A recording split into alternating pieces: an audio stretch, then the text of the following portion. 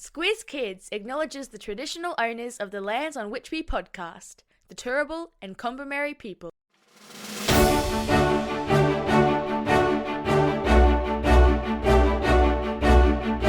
Good morning and welcome to the Squiz Kids Olympic Sprint, your quick as a flash update on the Olympic highlights that happened in Paris overnight while you were sleeping. It's Wednesday, August 7. You ready to race through it?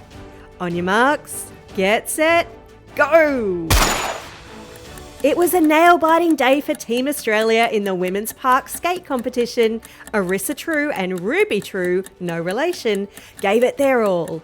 Ruby sadly didn't make the finals, but Arissa scraped through, qualifying in 6th place out of 8.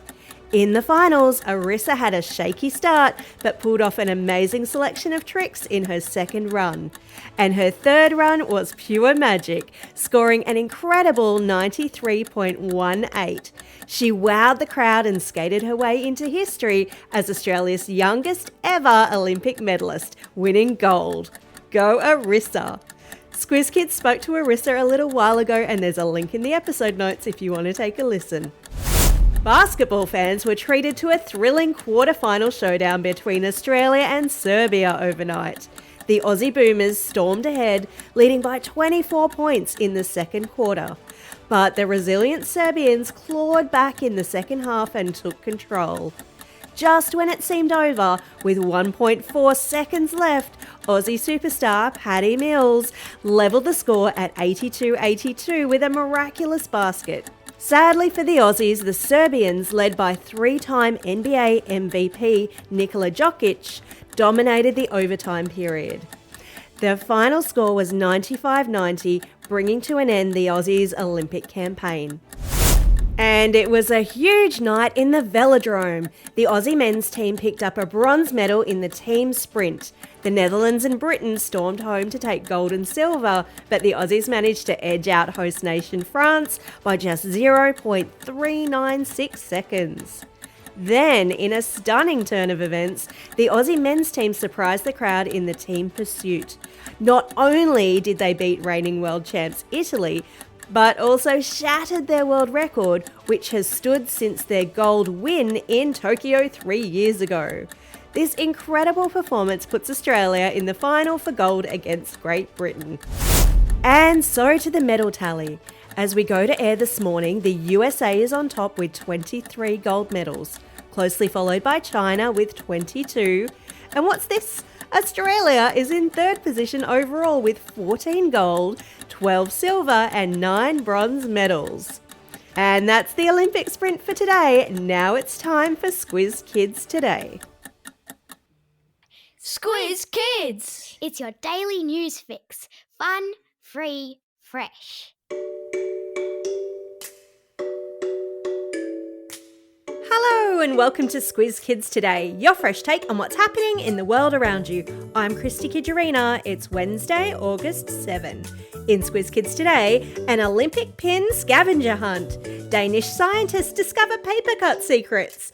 Plough champ strikes gold, and D&G's posh pet perfume. That's what's making news kid style.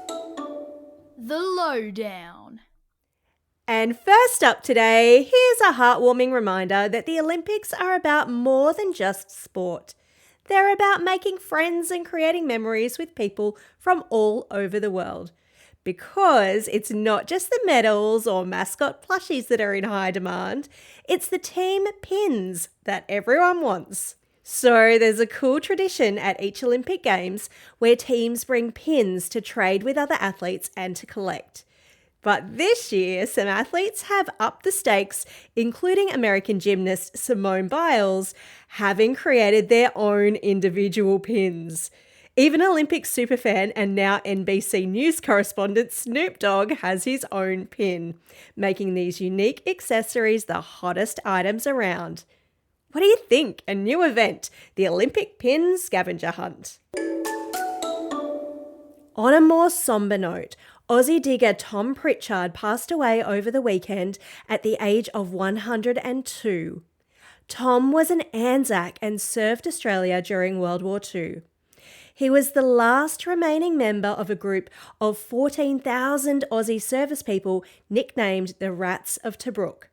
The Rats played a crucial role in preventing German and Italian forces from capturing a port in North Africa, which would have given them access to Egypt and the Suez Canal. Tom lied about his age in 1940 to enlist in the army and served as an ambulance attendant, helping his mates as best he could in the midst of the unimaginable horrors of war. He never accepted the honours offered to him, and his grandson says that his legacy was one of disgust toward war in all its forms. Tom Pritchard, Squiz Kids salutes you.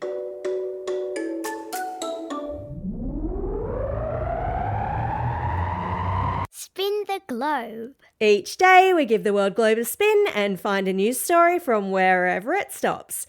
And today we've landed in Denmark, a northern European country that sits above Germany, where a group of scientists devised a somewhat quirky research program.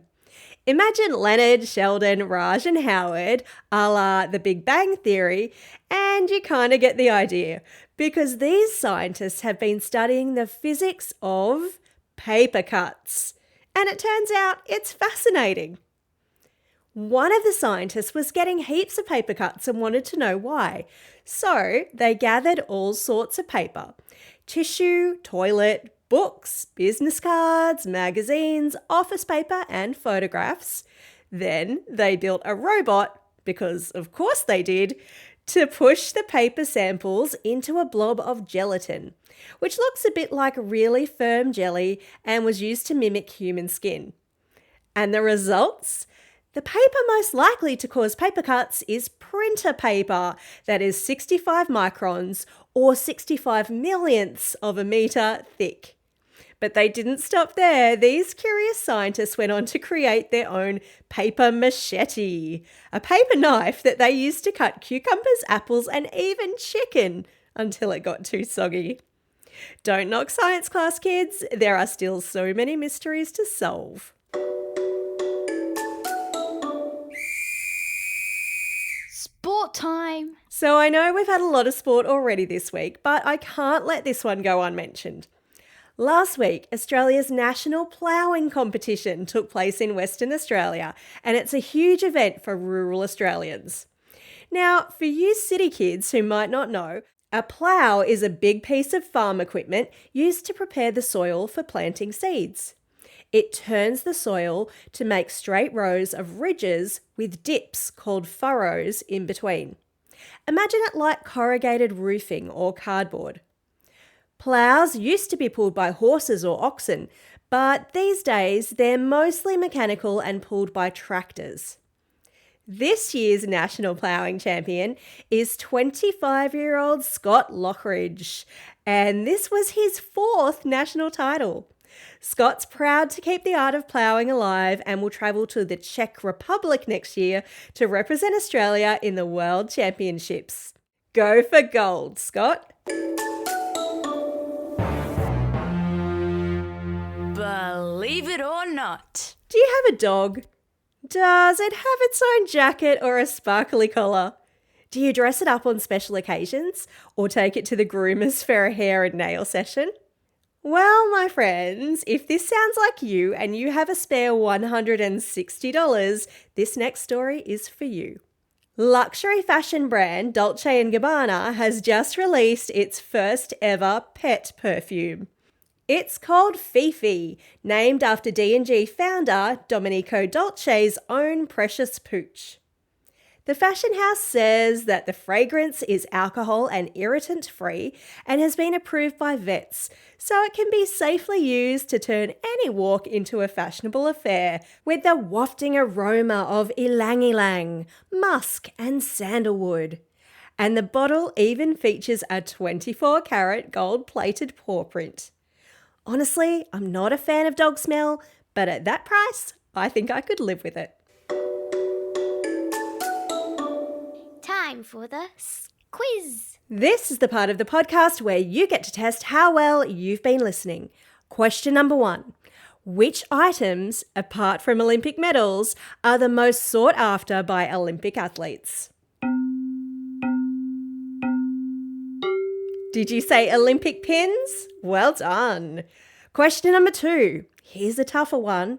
In which country is next year's ploughing World Championships taking place?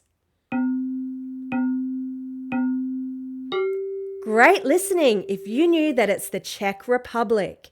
Question number 3. What is the name of the new Dolce & Gabbana pet perfume? That's right, it's called Fifi.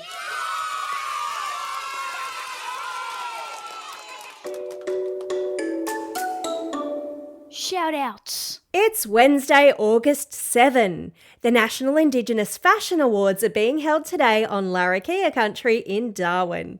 If you're a fashion lover, keep an eye out for pictures of some fabulous fancy frocks from that event in the next few days.